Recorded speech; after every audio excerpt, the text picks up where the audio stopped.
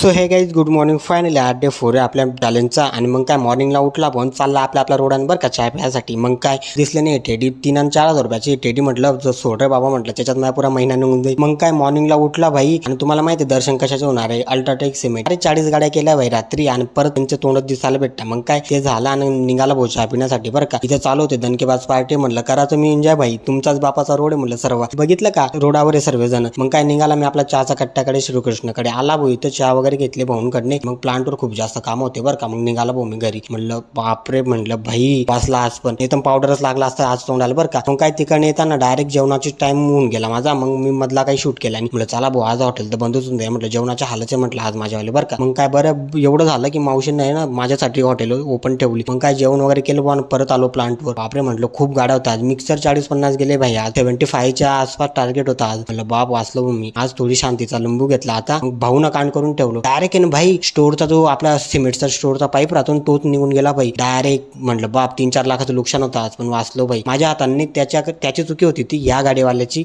याच्यामुळे मला बोलणं भेटलं. पण जामात उतार चढाव येत राहता आणि आज सीन पण मी सगळं विसरून जातो. लाईक करायचं यार तुम्ही आणि फॉलो करायचं आपल्या भाऊला, समजलं का.